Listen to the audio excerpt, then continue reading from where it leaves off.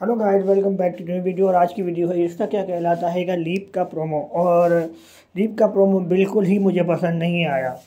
बिल्कुल ही मतलब एकदम से लीप का प्रोमो दे दिया। लीप का प्रोमो जो इतना एक्साइटेड थे हम, वो नहीं हुआ। और लीप का प्रोमो बहुत ही बेकार है। अभिरा का लुक कोई चेंज नहीं किया गया है और अरमान को तो बस भिखारी बना दिया गया है। उसके बाल और उसका जो लुक था, और जो बच्ची 6 साल की थी वो 6 साल की कम 8 साल की ज़्यादा लग रही थी। और जो न्यू एंट्री हुई है अरमान की, जो उसके सामने जो नाई थी या कोई उसकी फ्रेंड थी, वो भी इतनी कोई ख़ास एक्ट्रेस नहीं है। तो राजन साई ने एकदम से लीप दे दिया और लीप में भी इतना मतलब समझ से बाहर है। और मतलब ये वैसे ही लीप दिया गया है जो अनुपमा में जब अनुज कपाडिया और अनुपमा का जो सेकंड लीप आया था, जहाँ पर वो आश्रम में थे और अनुज की दाढ़ी मूछ बड़ी हो गई थी जब आधिया गुम हो गई थी, तो उस वैसे ही बिल्कुल सेम उसका प्रोमो लग रहा था। एकदम से प्रोमो दे दिया और प्रोमो बहुत ही बकवास है। मतलब मैं जितने भी इतने सारे प्रोमो मैंने देखे हैं, लेकिन सबसे वाहियात प्रोमो ये है। इसका क्या कहलाता है। और उसके बाद जो नाम सुनने में आ रहा है कि अभिरा के सामने धीरज रुपैर आ सकते हैं, मोहित मलिक आ सकते हैं, अर्जुन बिजलानी आ सकते हैं। तो यहाँ पर धीरज का नाम काफ़ी ज़्यादा कंफर्म्ड बताया गया है। अगर धीरज आते हैं तो डेफिनेटली टीआरपी बम्पर बनने वाली है, क्योंकि धीरज की फ़ैन फॉलोइंग है। और धीरज ने 930 पर कुंडली भाग्य को बम्पर टीआरपी दी है।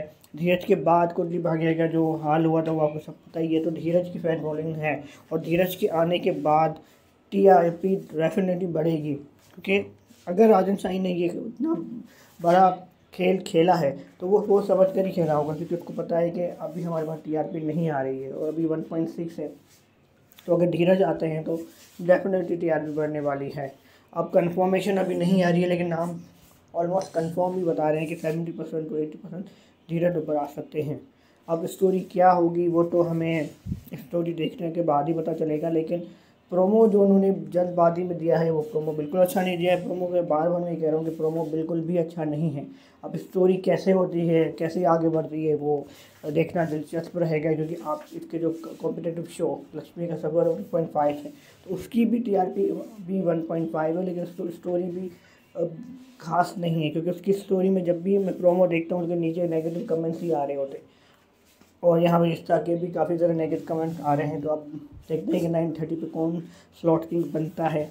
और अगर राजन शाही ने ये इतनी बड़ी कास्ट ली है तो डेफिनेटली स्टोरी भी अच्छी होगी। अगर स्टोरी अच्छी होगी तो टीआरपी भी आ सकती है।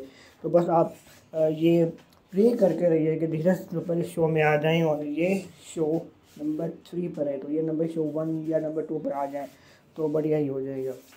तो बाकी जानकारी के लिए मेरे चैनल को लाइक करें, सब्सक्राइब करें और आने वाली वीडियो को बेल आइकन प्रेस करें ताकि आपको नोटिफिकेशन मिलता रहे।